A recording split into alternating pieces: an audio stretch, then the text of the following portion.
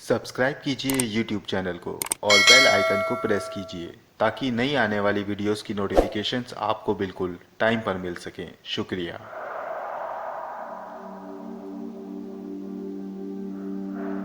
रजिया ने जब खिड़की से झांक कर देखा तो बाहर उसे कोई नजर नहीं आया, मगर तुरंत ही दबी दबी सी आवाज फिर रजिया के कानों से जा टकराई, जो उमर जहां का नाम पुकार रही थी। ये आवाज उमर जहां के कमरे के बाहर से आ रही थी। ये अनजानी सी आवाज सुनकर रजिया खौफ के मारे कांपने लगी। उसे लगने लगा कि कोई जिन भूत है जो उमर जहां को मिलने आया है, या फिर शायद वो रोज उमर जहां से मिलने आता है। ये सब सोचकर रजिया को चक्कर सा आने लगा। इससे पहले कि वो बेहोशी का शिकार होती, वो तुरंत अपने पलंग पर जाकर बैठ गई। उसे अपने घर के सभी सदस्यों की चिंता सताने लगी। वो सोचने लगी कि अगर कोई जिन भूत उमर जहां से मिलने आता है तो पक्का या तो कोई जादू करती होगी या फिर कोई जिन भूत इसी पर आशिक हो गया होगा। मगर नहीं, मैंने खुद देखा था कि उमर जहां अपने हाथों से जलते हुए अंगारे चूल्हे में डाल रही थी, और ये काम कोई आम बच्ची नहीं कर सकती है। ये कोई भूत जिन या जादूगरनी ही है, और न जाने क्यों ये मेरे घर में रहने चली आई है। मगर अब मैं इसे अपने घर से बाहर निकाल कर रहूंगी। ये सारी बातें रजिया के दिमाग में चल रही थी। वो अब उमर जहां को अपने घर से निकालने का इरादा कर चुकी थी। इधर वो अनजानी सी आवाज जब उमर जहां के कानों पर पड़ी तो वो उठकर बैठ गई। उसने ध्यान से सुना। आवाज दरवाजे के बाहर से आ रही थी। वो तुरंत दरवाजे के पास आकर बोली, कौन है बाहर? इस पर उधर से आवाज आई, मैं हूँ वहीदा। वहीदा का नाम सुनते ही उमर जहां ने तुरंत दरवाजा खोला और उसे अंदर बुला लिया। दोनों एक दूसरे से मिलकर काफी खुश हुई। उमर जहां ने वहीदा से कहा, वहीदा तुम इस वक्त अचानक? इस पर वहीदा ने कहा, हाँ जरा मैं इधर से गुजर रही थी तो सोचा कि तुमसे मिल लूं, काफी दिन हो गए थे तुमसे मिले हुए। इस पर उमर जहां ने कहा, ठीक है, मगर अगली बार से तुम जब भी आना तो दस्तक देकर मत आना, बल्कि जब भी तुम्हें मुझसे मिलने का मन करे तो तुम गायब हालत में या फिर धुएं की शक्ल में मेरे पास आ जाया करना। वहीदा ने कहा, ठीक है, मैं अगली बार से ऐसा ही करूंगी। इसके बाद दोनों में काफी देर तक बातें होती रहीं। बातों ही बातों में सुबह हो गई और वहीदा धुआं बनकर वापस अपनी दुनिया में चली गई। फिर रोज की तरह सुबह सब अपने अपने कामकाज में जाने की तैयारी करने लगे। सभी अपने काम पर चले गए और बच्चे मदरसे पर। अब घर में सिर्फ रजिया, शक्रुनिसा और उमर जहां थी। रजिया उमर जहां को घर से निकालने के बारे में सोच ही रही थी कि अचानक दरवाजे पर दस्तक हुई। रजिया ने पूछा, कौन? तो बाहर से आवाज आई, मैं हूं अमजद अली। अमजद अली का नाम सुनते ही रजिया ने तुरंत दरवाजा खोला। अमजद अली अनवर अली का दूर का रिश्तेदार था। वो रिश्ते में उनका दूर का भाई लगता था। उसकी आवाज सुनकर रजिया ने जब दरवाजा खोला तो बाहर से अमजद अली ने उसे सलाम किया। रजिया ने भी जवाबी सलाम करते हुए उसे अंदर बुलाया।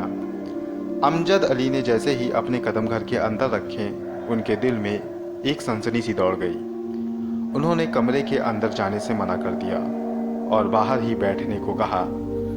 अमजद अली एक बहुत बड़े आलिम थे और ये बात रजिया को भी बहुत अच्छे ढंग से मालूम थी। इसीलिए जब अमजद अली ने अंदर बैठने के बजाय बाहर बैठने की इच्छा जाहिर की तो रजिया ने बिना कोई सवाल किए उन्हें बाहर ही बैठाया और चाय पानी का बंदोबस्त भी वहीं पर किया। वो समझ गई थी कि अमजद अली को कोई आसेब या जिन्न का एहसास हुआ होगा। ऐसा होने पर ही वो आसेब ज़्यादा घर के अंदर नहीं जाया करते हैं। इसलिए चाय पानी पिलाने के बाद रजिया ने कहा, कहिए भाई साहब, कैसे हैं आप? इस पर अमजद अली बोले, सबसे पहले आप बताइए कि यहाँ पर सब कैसे हैं? सभी लोग ठीक तो हैं? बच्चे और अनवर अली कहाँ हैं और कैसे हैं? और आफताब कहाँ है? सब ठीक हैं, सभी अपने अपने काम पर गए हैं और बच्चे मदरसे गए हुए हैं। रजिया के जवाब पर अमजद अली ने कहा, आपने अभी तक पूरी बात नहीं की है।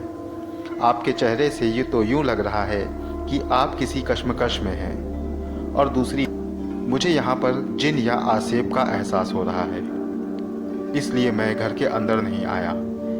उनकी इस बात पर रजिया ने उन्हें सारी बात बता दी कि किस तरह उन्होंने अजीब सी आवाज़ उमर जहाँ के कमरे के बाहर सुनी और किस तरह उमर जहाँ को उन्हें अंगारे हाथ में लेते हुए देखे।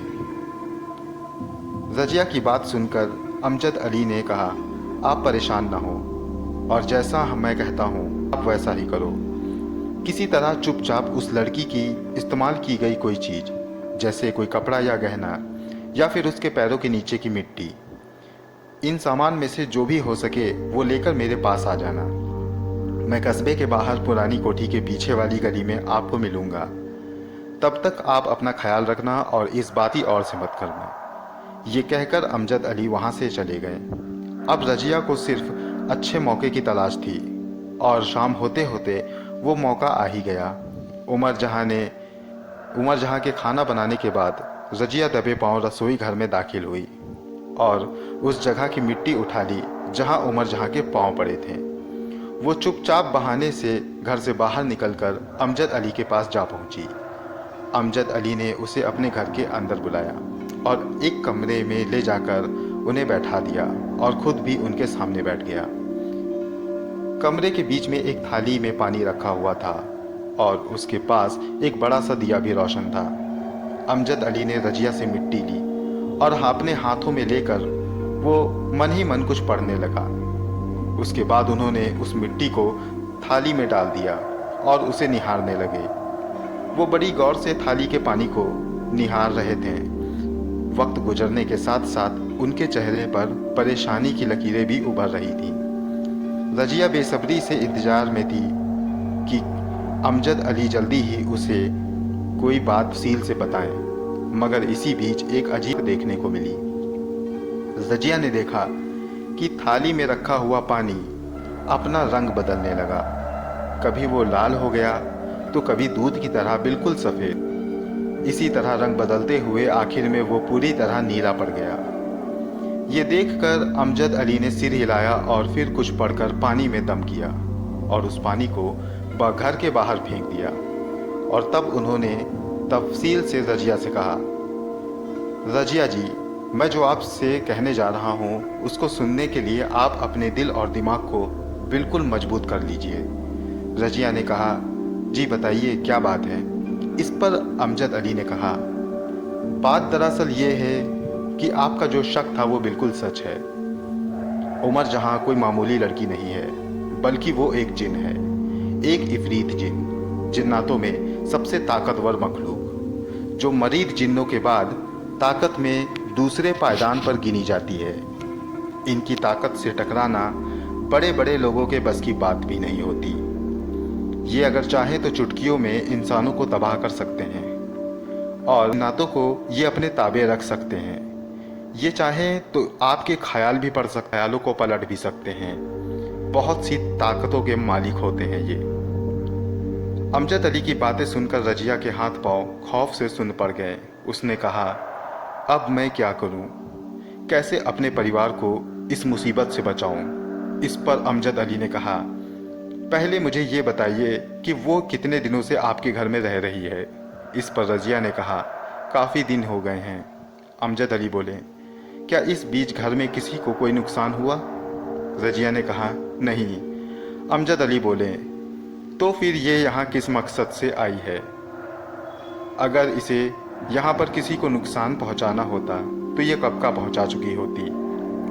लेकिन ऐसा भी हो सकता है कि ये किसी खास दिन का इंतज़ार कर रही हो, क्योंकि बाज़ जिन्नात ऐसे भी होते हैं जो शैतानी राह पर चलकर नरबली के लिए इंसानों का शिकार करते हैं और किसी खास दिन वो इंसानों की बलि चढ़ा देते हैं। और अगर ये आपको कोई नुकसान ना भी पहुंचाए तो इसकी दुनिया के दूसरे जिन्नातों से आपके परिवार को खतरा हो सकता है, क्योंकि ये जिन्न है तो जाहिर है कि दूसरे भी जिन्न इससे मिलने आते होंगे, जैसे कि कल रात। अमजद अली की बातों ने रजिया के दिमाग को सुन कर दिया था। अमजद अली ने उनसे कहा, ये आपके घर में आई कैसे? इस पर रजिया ने कहा, इसे अनवर जी ही लाए थे। वो उनका कहना था कि इसके माँ बाप को मार दिया गया और ये अनाथ बच्ची है। ये कहकर रजिया कुछ देर पत्थर की बुत की तरह बैठी रही। फिर अमजद अली ने उससे कहा, देखिए आप परेशान ना हो, आप खुदा पर भरोसा रखिए, वो आपको हर मुसीबत से निकालेगा। आप घर जाइए और मैं कुछ करता हूँ। इसके लिए मुझे बड़े आलिमों से मिलना होगा, वो कोई ना कोई हल हमें ज़रूर बताएंगे। रजिया वापस अपने घर की ओर निकल पड़ी और अमजद अली आलिमों की खोज में दूसरे शहर रवाना हो गए। रजिया खामोशी इख्तियार किए हुए अपने घर आ गई और दिल ही दिल में उमर जहां से बचने के लिए खुदा से दुआ करने लगी। वो सारा दिन पत्थर की बुत की तरह बैठी रहती, इबादत करती, किसी से ज़्यादा बात नहीं करती। इबादत में मशरूफ़ होने की वजह से कोई भी उसके पास नहीं आता था, ना ही कोई उससे किसी तरह का सवाल करता था। अनवर अली रजिया के अंदर हुलावों को महसूस कर रहे थे, मगर वो भी उससे कुछ न कह पाए। दिन बीते और दिन बीतने के साथ साथ उनके देश में खुशी की लहर दौड़ गई। ये वो दौर था जब देश में आज़ादी के लिए ऐलान हो चुका था। सभी आज़ादी की खुशी का जश्न मना रहे थे। सभी के चेहरे पर खुशी की लहर दौड़ गई थी, मगर रजिया रोज की तरह खामोश थी। अनवर अली ने उससे उस दिन की खामोशी का कारण पूछा तो रजिया ने कुछ बताने से इनकार कर दिया। इससे पहले कि अनवर अली रजिया से और कुछ कहते कि तभी उनके दरवाजे पर अजीब सा शोर सुनाई दिया। ये शोर किसी जश्न का तो नहीं था। शोर सुनकर रजिया और अनवर अली ने बाहर निकलकर देखा तो उनके होश उड़ गए और रजिया गम व जदा होकर चीख पड़ी। उनके घर के सामने अमजद अली की लाश पड़ी थी, जिसको किसी ने तलवार और चाकुओं से गोदकर मार डाला था। लोगों ने बताया कि आज़ादी की रात ही उनके मुल्क को दो हिस्से में बांट दिया गया है और इसी के साथ हिंदू और मुसलमानों में जंग छिड़ गई। सब एक दूसरे को मार काट रहे हैं और ये बेचारे किसी दंगे का ही शिकार हो गए हैं। हमें ये गांव के बाहर ही मिले हैं। इनको किसी जालिम ने मौत के घाट उतार दिया है। अमजद अली की मौत से पूरा माहौल गमजदा हो गया था। बिगड़ते हालात को देखकर अनवर अमजद अली के कफन दफन का इंतजाम जल्दी ही करवा दिया और पास के कब्रिस्तान में अमजद अली की अच्छी तरह से कफन दफन कर दिया। शाम के वक्त चंद लोग अनवर अली के घर आकर आपस में सलाह मशवरा करने लगे। उनमें से एक बुजुर्ग ने कहा, जनाब अनवर अली, इस वक्त आपके ऊपर क्या बीत रही है हम सभी समझ रहे हैं, मगर हालात को देखते हुए हम सभी को आपस में थोड़ी बातचीत कर लेनी चाहिए, अगर आपको कोई ऐतराज़ ना हो। मुझे कोई ऐतराज़ नहीं। आप बताएं हमें क्या चर्चा करनी है। अनवर अली की बात सुनकर वो बुजुर्ग बोले, हम जानते हैं कि देश की आज़ादी के साथ ही हिंदुस्तान के दो हिस्से कर दिए गए हैं। हिंदू और मुसलमान में जंग भी छिड़ गई है और लोग एक दूसरे को मार काट रहे हैं। हमारे इलाके के करीब तक दंगे शुरू हो चुके हैं। हमें अपने बच्चों की फिक्र है, इसलिए हम सभी को किसी ऐसी जगह चलना चाहिए जहां अमन और शांति हो। इस पर दूसरे इंसान ने कहा, इस वक्त अमन और शांति कहाँ है? हर जगह तो खून खराबा हो रहा है। इस बात पर तीसरे व्यक्ति ने कहा, अगर यहाँ भी दंगे होने लगे तो?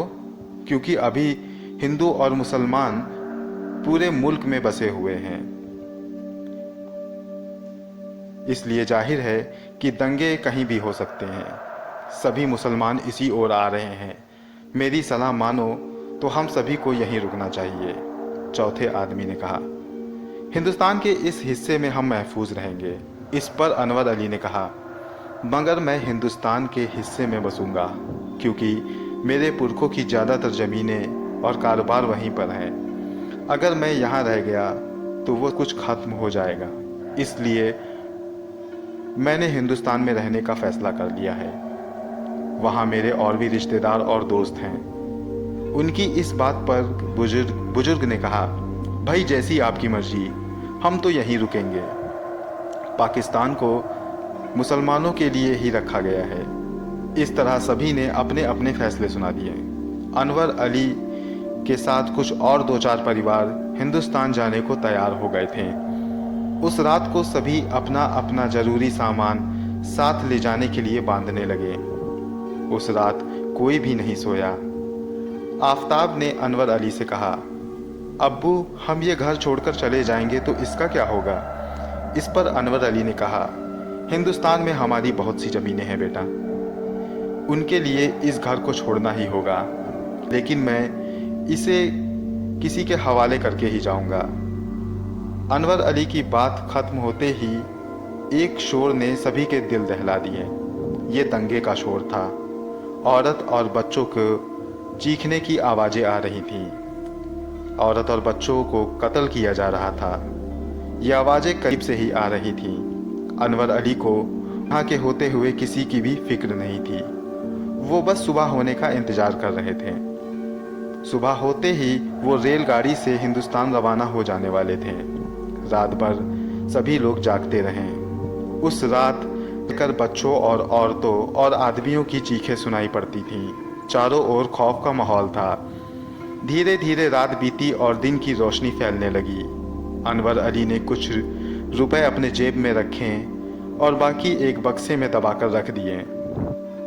कुछ कपड़े लिए और बाकी ज़रूरत के सामान लेकर वो निकलने की तैयारी करने लगे। दलवीर तांगा लेकर अनवर अली के घर के पास आया। इससे पहले कि अनवर अली उससे स्टेशन चलने को कहते, उसने अनवर अली से कहा, मालिकिन ने आपको बाग के पास बुलाया है और कहा है कि आप चुपचाप बिना किसी को कुछ बताए वहां पर आएं। अनवर अली को कुछ शंका हुई। उन्होंने तुरंत दलवीर से चलने को कहा। दलवीर ने उन्हें पास की ही एक बाग के पास पहुंचा दिया। अनवर अली ने देखा कि रजिया वहां खड़ी उनका इंतजार कर रही है।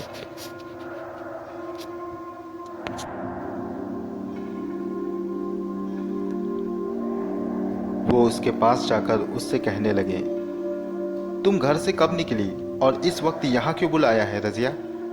उनके इतना कहने पर रजिया ने उनसे कहा, घर से तो मैं अभी आई हूँ और आपको यहाँ इसलिए बुलाया है ताकि आपसे सच्चाई का पता चल सके। रजिया की बात सच्चाई? कैसी सच्चाई रजिया? यही सच्चाई की आया। बात सुनकर अनवर अली बिल्कुल रह गए। रजिया ने उनसे कहा, हैरान होने की जरूरत नहीं है। अमजद ने मुझे सब कुछ बता दिया था कि ये एक जिन है और वो भी इफरीती जिन। अनवर अली समझ गए कि अब रजिया को सब मालूम पड़ चुका है। उन्होंने अंदाज़ा लगा लिया कि अमजद जरूर यहाँ पर आया होगा और उसे उमर जहाँ के होने का एहसास हुआ होगा। उसने रजिया को सारी बातें बता दी होंगी। उन्होंने बात छुपाने के बजाय रजिया को सारा वाकया बयां कर दिया कि वो किस तरह से उमर जहाँ को अपने घर लेकर आए और किस तरह से उसकी अम्मी और अब्बू की मौत हुई थी। सारी तफसील जानने के बाद रजिया बोली, कुछ भी हो मगर वो एक जिन है और मैं नहीं चाहती हूँ कि कोई जिन हमारे साथ हमारे परिवार में घुल मिल कर रहे। तुम्हें उस लड़की को यहीं छोड़ना होगा। वो हमारे परिवार वालों के लिए खतरा साबित हो सकती है। इस पर अनवर अली बोले, मगर उसने आज तक कभी किसी का कोई नुकसान नहीं किया। उनकी बात काटते हुए रजिया ने कहा, कुछ भी हो मगर अब हमें उससे दूर जाना होगा, वरना मैं यहाँ रुक कर अपनी जान दे दूंगी। रजिया की बात सुनकर अनवर अली परेशान हो गए। एक तरफ उमर जहाँ की अम्मी से किया हुआ वादा और दूसरी तरफ रजिया की जिद। आखिर अनवर अली किसको पूरा करते हैं? रजिया ने फिर उनसे कहा, उस लड़की को यहाँ बुलाओ और हमेशा के लिए उससे हमसे दूर जाने को कहो, वरना मैं ये अल्क पी कर अपनी जान दे दूंगी। ये कहकर रजिया ने एक शीशी निकाल ली जिसमें जड़ी बूटियों से, जो कि सांप के जहर को पीने के लिए बनाई गई थी, लेकिन अगर उसे कोई आम आदमी पीता तो तुरंत उसकी मौत हो सकती थी। अब अनवर अली के पास उमर जहाँ को बुलाने के सिवा कोई दूसरा चारा न था। उन्होंने मन ही मन उमर जहाँ को याद किया तो घर पर बैठी उमर जहाँ शक्र निशा और आफताब की निपज कर वहाँ से सीधा अनवर अली के पास आ गई। उसने अनवर अली से कहा, जी बताएं क्या हुआ? इस पर अनवर अली ने अपनी नम आंखों से उमर जहां की ओर देखते हुए उन्हें सारे मामले से आगाह कर दिया।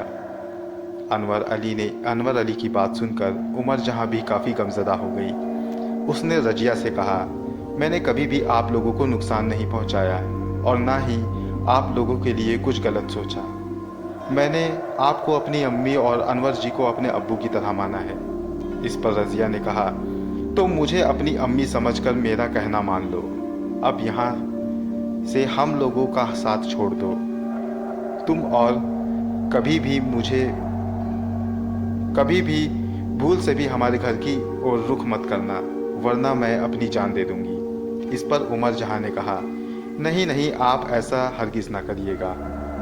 अगर आप चाहती हैं कि मैं आपके परिवार का पीछा छोड़ दूं तो ठीक है। अब कभी आपकी परेशानी का कारण मैं नहीं बनूंगी। मैं आज अभी से आपके परिवार को छोड़ रही हूँ। मैं अब कभी नहीं आऊँगी। उसकी इस बात पर रजिया ने उससे कहा, तुम एक जिन हो, तुम मेरा दिमाग भी पलट सकती हो। इसलिए अगर तुम नेक जिन हो तो तुम्हें खुदा का वास्ता, अगर तुम खुदा सच्चे दिल से मानती हो तो मेरे दिमाग को पलटने की कोशिश नहीं करोगी। खुदा का वास्ता देकर रजिया ने उमर जहां के लिए सारे दरवाजे बंद कर दिए थे। उन्होंने उमर जहां से ये भी कहा कि अनवर अली बुलाने पर या किसी के भी बुलाने पर मेरे परिवार के पास नहीं आओगी। मेरे परिवार में वैसे भी तुम्हें बुलाने वाला कोई नहीं। अगर अनवर अली भी बुलाएं तब भी तुम नहीं आओगी। इन सभी बातों का वादा करो। उमर जहां ने उसे यकीन दिलाया कि वो अब उनके परिवार में नहीं आएगी। ये दिन उमर जहां और अनवर अली के लिए काफ़ी गमज़दा था। अनवर अली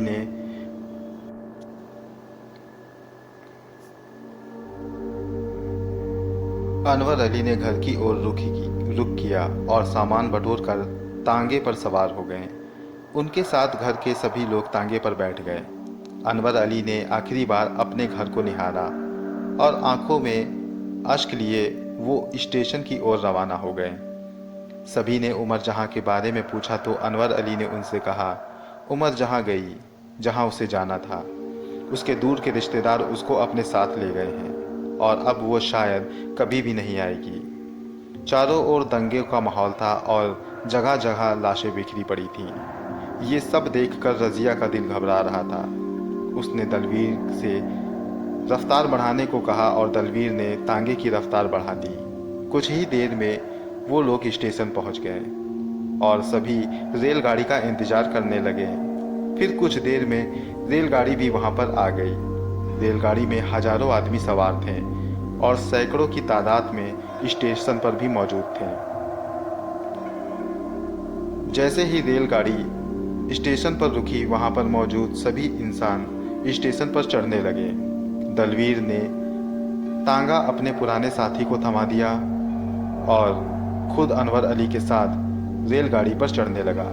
काफ़ी मशक्क़त के बाद वो लोग रेलगाड़ी में चढ़ गए और फिर रेलगाड़ी हॉर्न बजाते हुए आगे बढ़ने लगी। रेलगाड़ी के अंदर बैठे अनवर अली की नज़र खिड़की के बाहर खड़ी उमर जहां पर पड़ी। वो उनको जाता हुआ देख रही थी।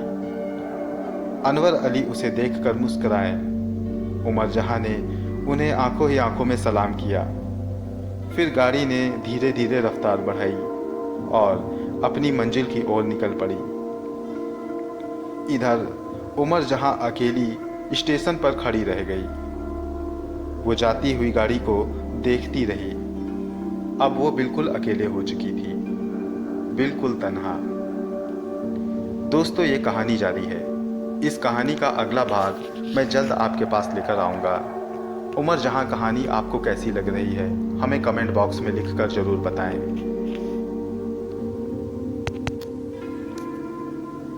अगर आपके पास भी कोई कहानी है और आप चाहते हैं कि मैं आपकी कहानी को अपनी आवाज़ दूं, तो मुझे कमेंट बॉक्स में भी ज़रूर बताएं। तो मिलता हूं अगली बार इसी कहानी के अगले हिस्से के साथ।